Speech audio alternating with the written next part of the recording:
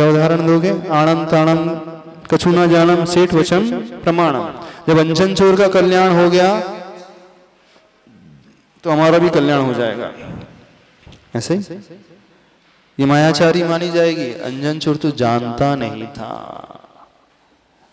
आप जान करके भी अनजान बन रहे हैं, क्षमता होते हुए भी मुख मोड़ रहे हैं, इसमें ज्यादा दोष लगेगा? क्षमता से कोई रहित हो और वो इस प्रकार की क्रियाएं कर ले, उससे दोष नहीं लगेगा। जो बुद्धि से ही हीन हो, जो मंद बुद्धि होता है, वो ऐसा पढ़ ले, उससे कोई दोष, उसके लिए तो गलत पढ़ने से ही उसे सिद्धि हो जाएगी, बिल्कुल हो जाएगी। शिवभूति मुनिराज को सिद्धि हो गई थी क्योंकि उनका क्षोभशम ही नहीं था। नमोकार मंत्र भी पढ़ना नहीं आता था, याद नहीं रहता था। मारुष मात उसको उन्होंने तुष्मास भिन्नम कर दिया उस मंत्र को, और उससे सिद्धि हो गई उनकी। दाल अलग है छिलका अलग है, ये कर दिया उन्होंने, कह दिया और सिद्धि हो गई। क्यों हो गई उन्हें? क्योंकि उनका ज्ञान इतना था ही नहीं, ज्ञानावरणी कर्म का उदय तीव्र था। तो उन्हें हो जाएगी। किसे हो जाएगी? जो थोड़ा भी पढ़ना अन्य सब्जेक्ट्स नहीं जानता है, जो अन्य कार्यों में बहुत पीछे रहता है, उसका दिमाग ही नहीं लगता है, वो टूटा फूटा कुछ भी पढ़ ले उसको सिद्ध हो जाएगा भक्तामर। उल्टा सीधा कैसा भी पढ़ ले उसको सिद्ध हो जाएगा। बड़ी की जगह छोटी मात्रा पढ़ ले, विसर्ग गायब कर दे, स को श पढ़ ले, उससे सिद्ध हो जाएगा। स्त्री नाम की जगह सत्री नाम भी पढ़ ले तो सिद्ध हो जाएगा उसको। उसको सिद्ध हो जाएगा। क्यों? क्योंकि उसे पढ़ना ही नहीं आता, उसका क्षोभशम ही नहीं है। और जिसके पास ज्ञान है, शक्ति है, वो पढ़े, उसे नहीं होगा सिद्ध, क्योंकि आप अपनी बुद्धि का सदुपयोग नहीं कर रहे हैं। ये ज्ञान का दुरुपयोग माना जाता है, ये क्षमता का दुरुपयोग माना जाता है। और ज्ञान के दुरुपयोग में ज्ञानावरणी कर्म का आश्रय होता है, मान करके चलना। ये ज्ञान का दुरुपयोग है, क्योंकि प्रमाद आ गया ना। आप क्यों नहीं सही पढ़ रहे हैं? प्रमाद के कारण सही नहीं पढ़ रहे, आलस के कारण नहीं सीख रहे हैं।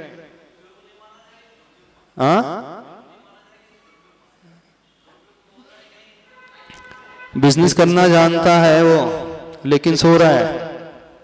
सुनना, बहुत कैपेबिलिटी है उसके भीतर, वो लेकिन 2 बजे सोते ही रहता है। तो पैसे का उपयोग नहीं कर रहा है कि दुरुपयोग कर रहा है, वो थोड़ा सा हमें बताना। क्यों सोनू, बता दो।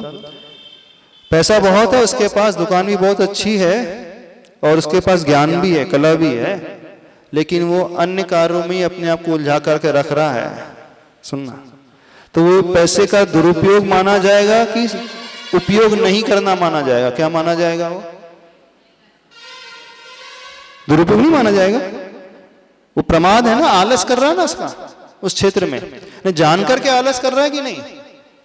तो आपके भीतर ज्ञान है, आपके भीतर बुद्धि है, आपके भीतर क्षमता है, फिर भी आप उसको यूज नहीं कर रहे, यूटिलाइजेशन नहीं कर रहे हैं उसका, तो दुरुपयोग तो है। मुख्य रूप से तो दुरुपयोग तो तब माना जाता है जब व्यक्ति ज्ञान को लेकर के राग द्वेष करने लगे, कषाय करने लगे, वो तो है ही, लेकिन प्रमाद भी बहुत बड़ा शत्रु है, आलस्य भी बहुत बड़ा शत्रु है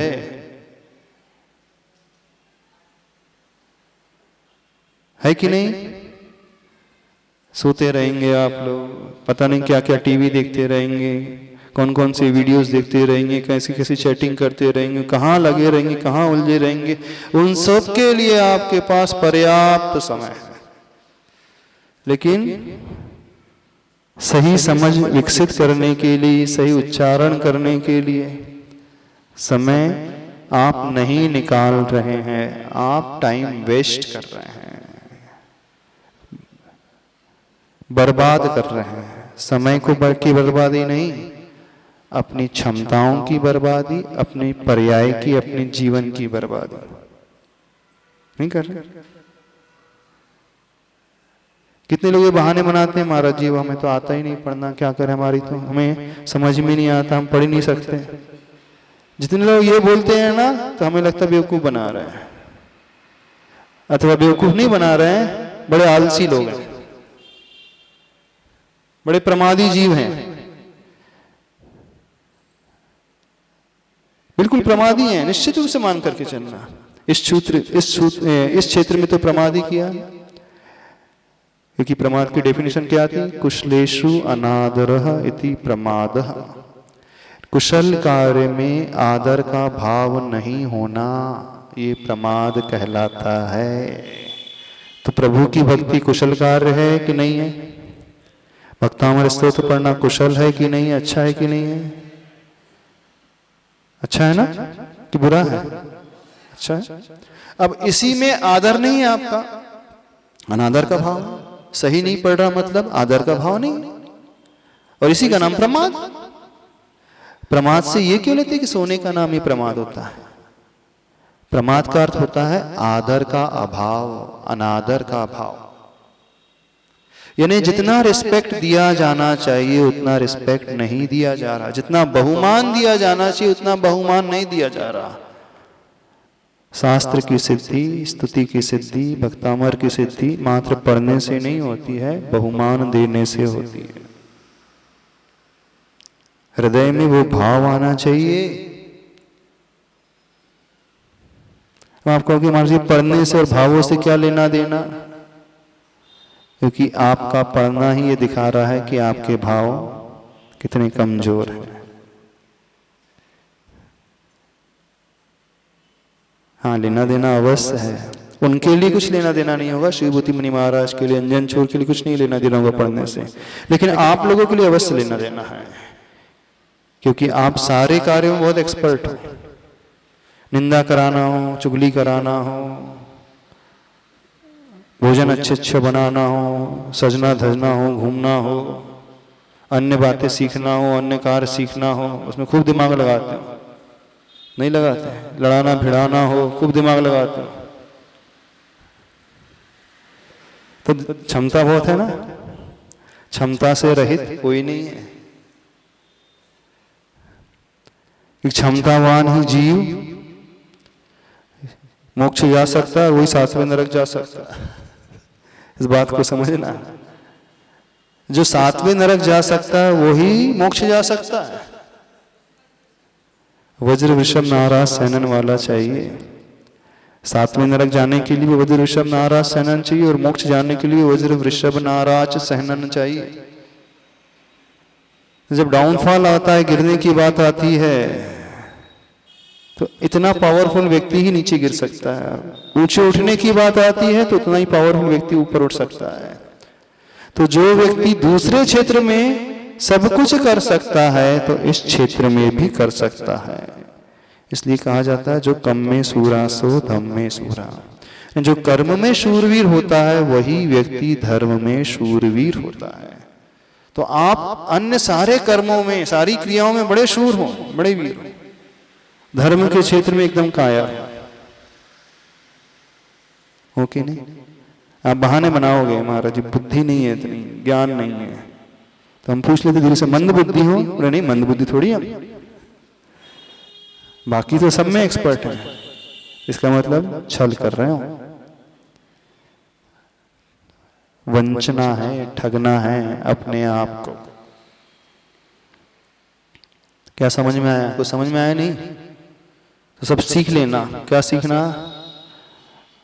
आपके ही समाज में जो थोड़े समझदार हैं, स्वाध्यायशील हैं, जिनका प्रोनाउंसिएशन अच्छा है, उच्चारण अच्छा है, ज्यादा समय नहीं लगेगा, उस टेक्निक को सीख लेना कि बस उच्चारण किस प्रकार से किया जाता है, तो 4-6 दिन में ही आपको पढ़ने आ जाएगा बहुत अच्छे से। हाँ, अब पूर्व के संस्कार जो इस प्रकार के बैठ चुके हैं जिह्वा पर, दिमाग में, उससे बदलने में थोड़ा वक्त लगेगा। आपने यदि शुरू कर दिया सीखना सही तरीके से तो यहीं से पुण्य बढ़ना शुरू हो जाएगा।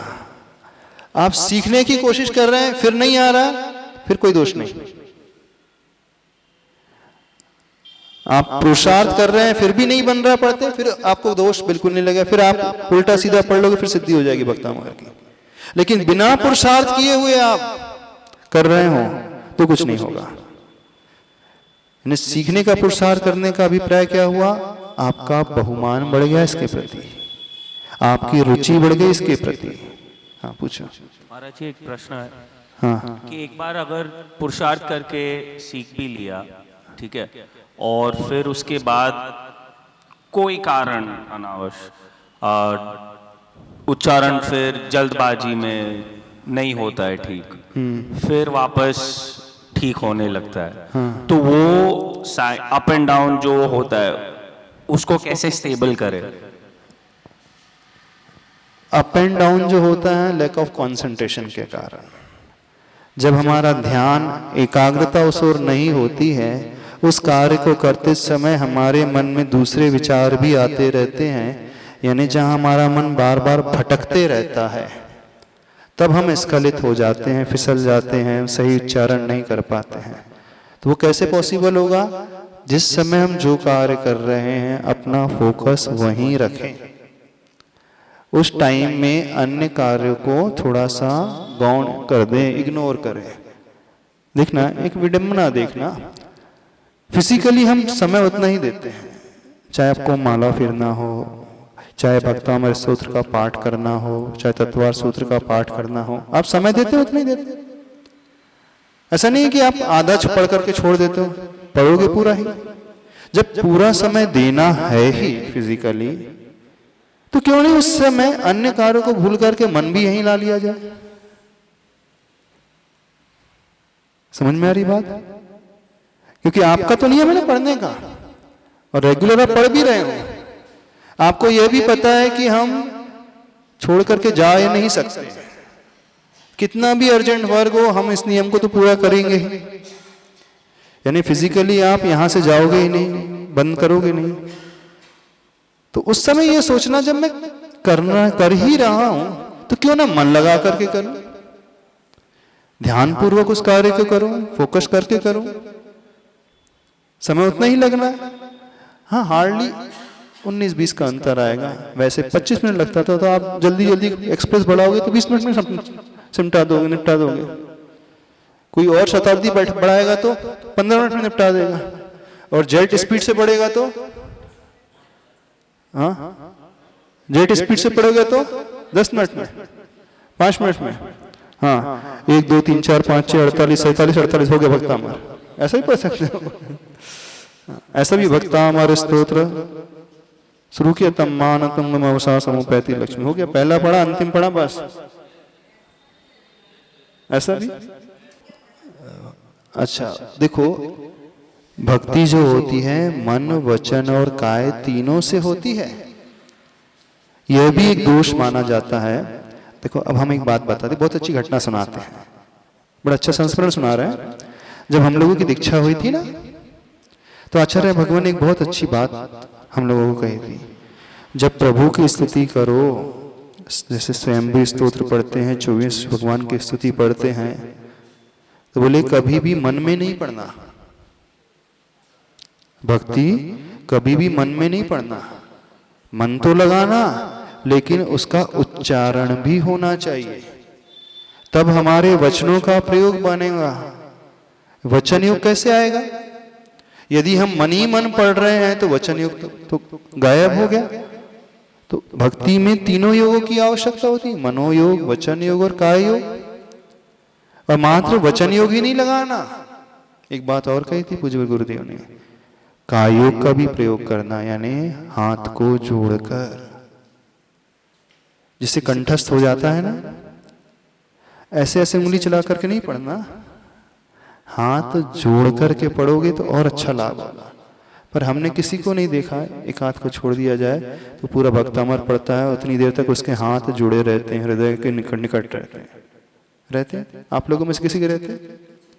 अच्छा, कितना वक्त लगता है भक्तामर स्तुति पढ़ने में आपको? 10 मिनट, 4-5 मिनट, 8 मिनट, 10 मिनट।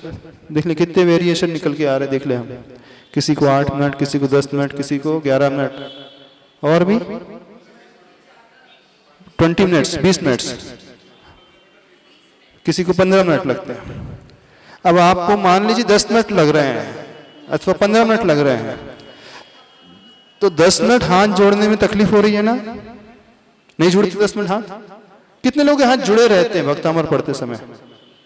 पूरे हाथ जोड़ करके, दोनों हाथ जोड़ करके आप पाठ कर रहे हैं पूरे समय, पूरे शुरू से लेकर अंत तक आपके दोनों हाथ अंजलि बने हुए। 95% लोगों के नहीं जुड़े रहते।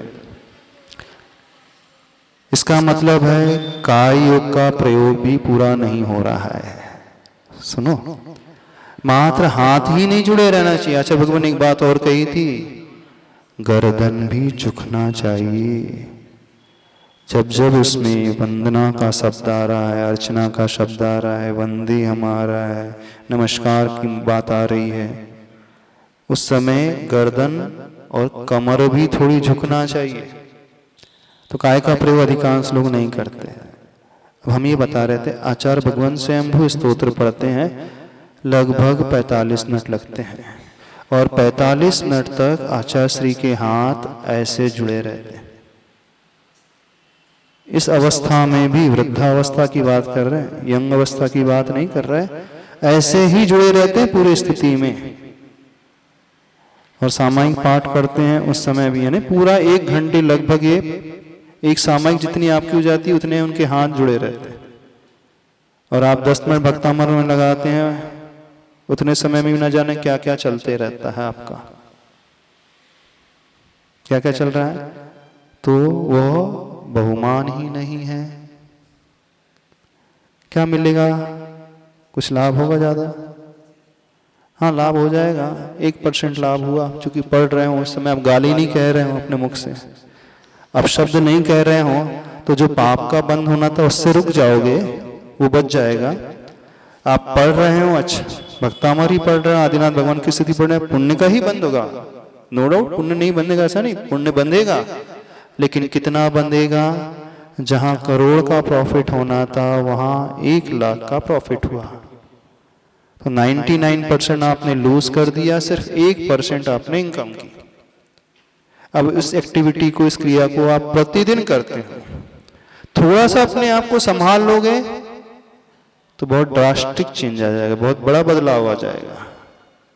ज्यादा कुछ नहीं करना है, थोड़ा सा अपने हाथों का प्रयोग, कमर का प्रयोग, गर्दन का प्रयोग, थोड़े से अपने मुख का, अपनी जिह्वा का प्रयोग। यहां से निकलते ही आप क्या बातें करते हो, कितनी बातें करते रहते हो। व्यर्थ की बकवास के लिए आपकी जिह्वा नहीं थकती, व्यर्थ की चर्चा के लिए, बुराइयों की चर्चा के लिए, इधर उधर की चर्चा के लिए आपका मुख दर्द नहीं देता, जिह्वा दर्द नहीं देती, लेकिन इसमें कष्ट होने लगता है। हमारी जी प्यास लगने लगती है, वो तो फिर हम व्रत भी करते हैं, उपवास भी करते हैं, कितने सारे व्रत उपवास चल रहे हैं, तो जिह्वा जो है पलटती ही नहीं, वो चिप होने लगता है, सूख जाता है गला, इस कारण हम उच्चारण नहीं करते। ऐसा हाँ? और मन का तो भगवान ही मालिक है, मन कहाँ लग रहा है आप ही देख लो।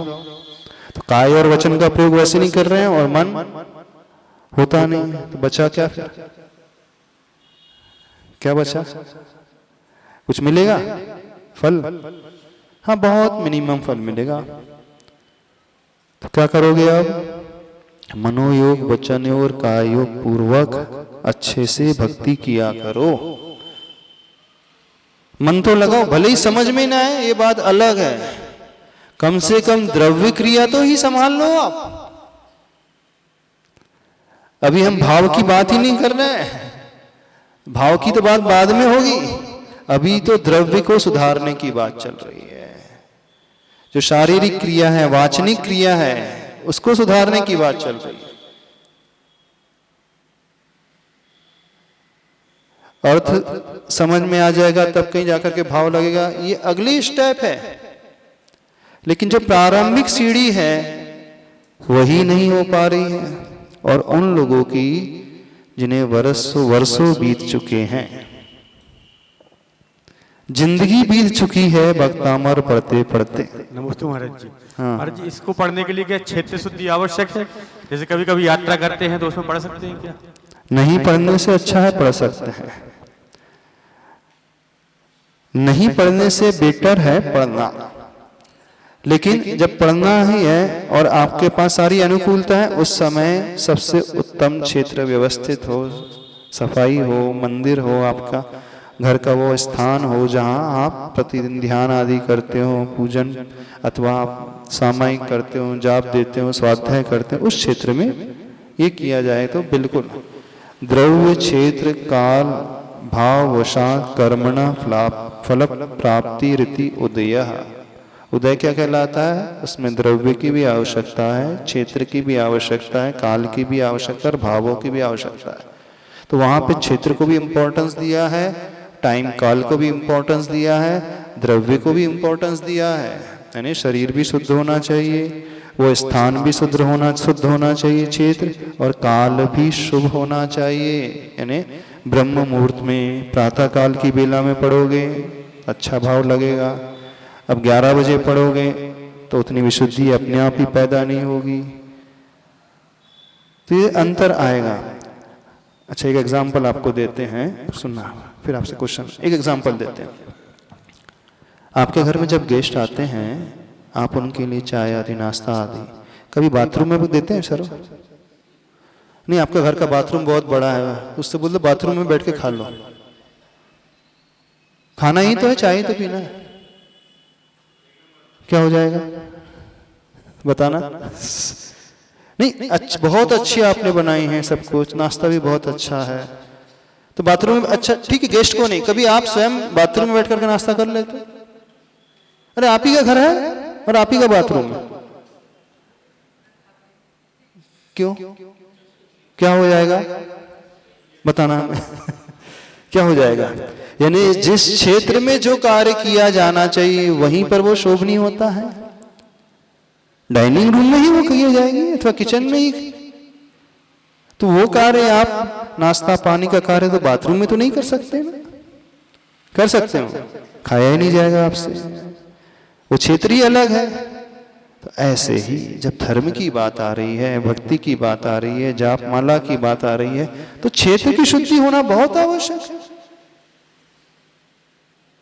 वैसे काल की शुद्धि भी आवश्यक है। जिस काल में जो कार्य किया जाना चाहिए, अब उस काल को छोड़ करके अकाल में ही आप भोजन करने बैठ जाओ, क्या होगा? वो खाया नहीं जाएगा। तो काल की शुद्धि भी आवश्यक है। इस कारण हमारे यहाँ बताया संधि काल में ध्यान करना चाहिए। सामायिक के लिए जो कहा है, संध्या काल का मतलब वर्णन गया है, प्रातः काल की, दोपहर, शाम के वक्त जो संध्या काल होता है, उस समय काल का अपना इंपॉर्टेंस, महत्व होता है। उस समय जो है विशुद्धि बहुत इजीली बनने लगती है। अब आप मंदिर में बैठ करके पढ़ रहे हो अथवा सब्जी बाजार में जाकर के बैठ के पढ़ लो, तो क्या होगा? वो तो मन लगेगा? बिल्कुल नहीं लगेगा मन।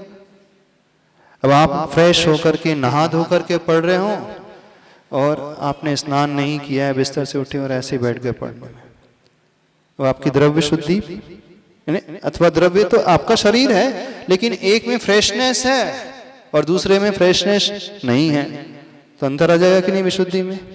तो देखना, द्रव्य शुद्धि नहीं होने पर भावों में अंतर आ रहा है, क्षेत्र की शुद्धि नहीं होने पर भी भावों में अंतर आ रहा है, और काल की शुद्धि नहीं मेंटेन करने पर भी भावों में अंतर आ रहा है। तो द्रव्य, क्षेत्र और काल तीनों का महत्व होता है, मात्र भावों का ही नहीं होता है।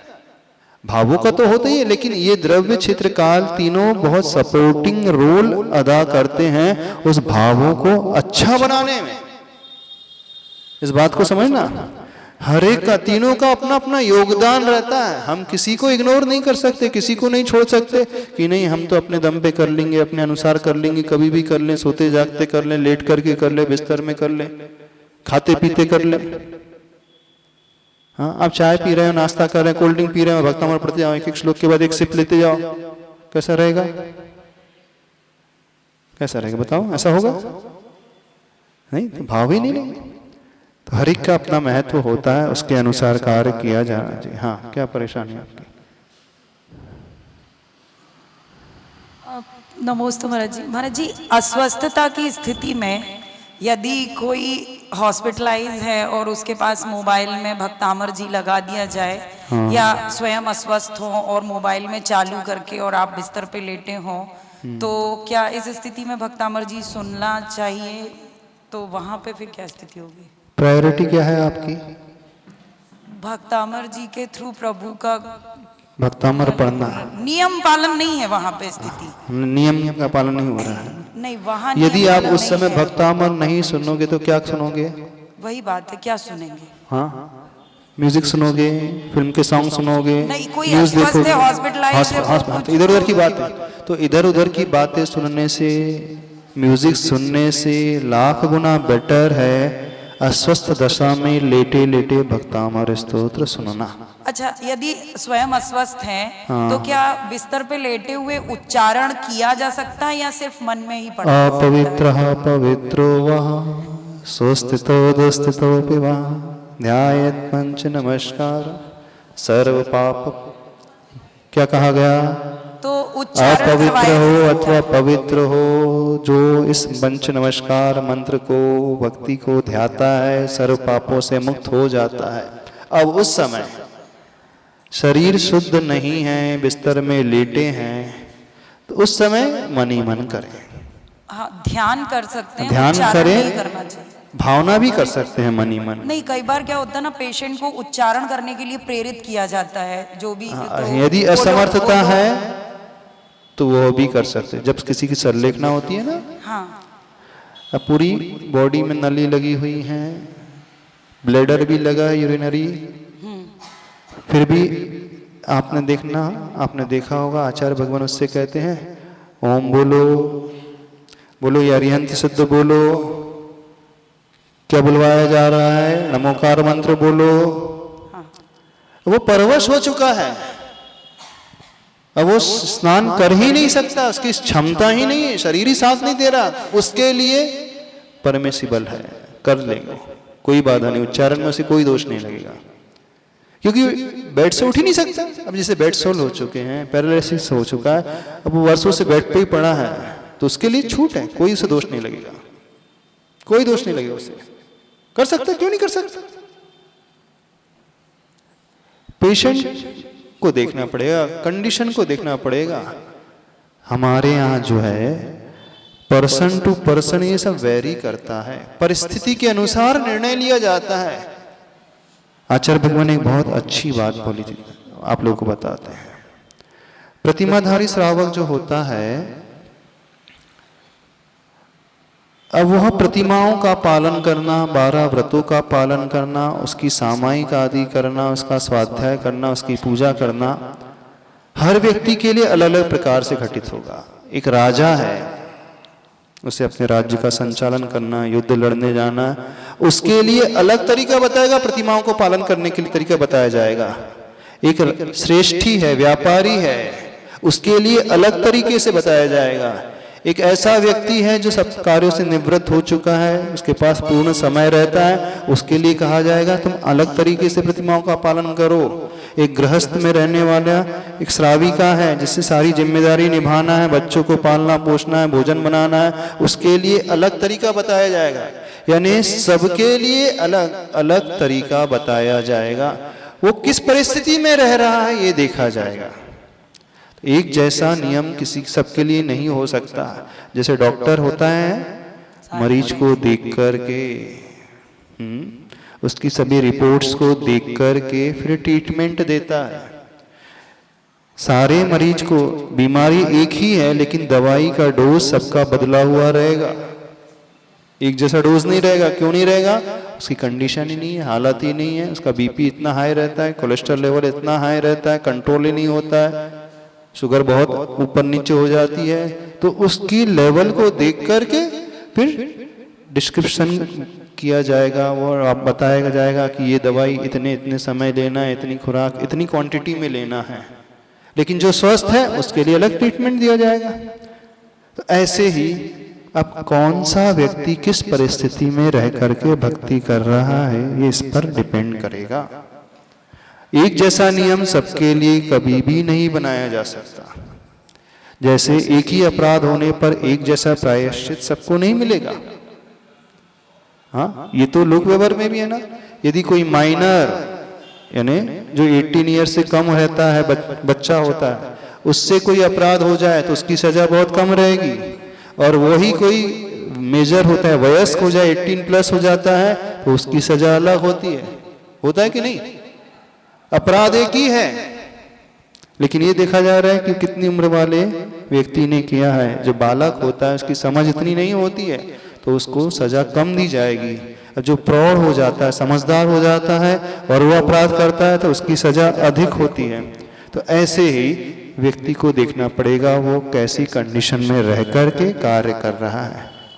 महाराज जी, आजकल जैसे एक बहुत बड़ी प्रॉब्लम है कि बहुत सारे लोगों को नींद ना आने की प्रॉब्लम होती है। बहुत सारे लोगों को नींद ना आने की रात नींद में, आने, ज्यादा नींद आने की कि नींद ना आने की? नींद ना आने की। अच्छा अच्छा अच्छा, रात में। हाइपरटेंशन जो हो जाता है, स्ट्रेस बहुत बढ़ जाता है, तो रात भर वो जागते ही रहते हैं। हाँ, एक एडवाइस किया जाता है कि कुछ सुने तो ताकि आपका कंसंट्रेशन उस तरफ, एक ही तरफ में जाएगा, तो ताकि नींद आ जाती। हाँ। तो क्या उस दशा में स्तोत्र आदि चालू करके और सुनना चाहिए कि ताकि वो सुनते सुनते सो जाए? तो वो अच्छा, अभिनय स्टोर जो है लोरी का काम कर रहा है, लोरी का काम कर रहा है ना? हाँ?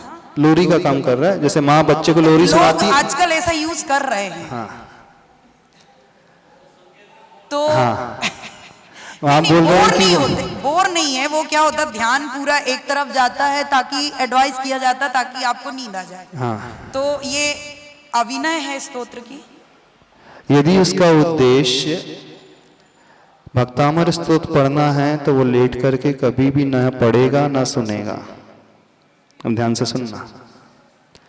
लेकिन उसका उद्देश्य यदि सोना है, अपनी बीमारी को ठीक करना है, तो वो लेटे लेटे पढ़ भी सकता है और सुन भी सकता है, और आधे में सो भी सकता है। हाँ, सो भी सकता, कोई बाधा नहीं। प्रायोरिटी क्या है?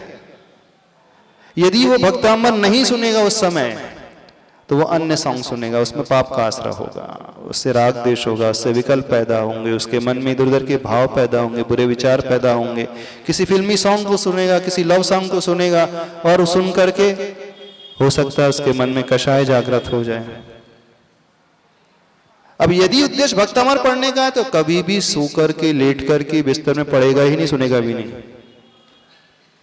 तो हम क्या कह रहे हैं?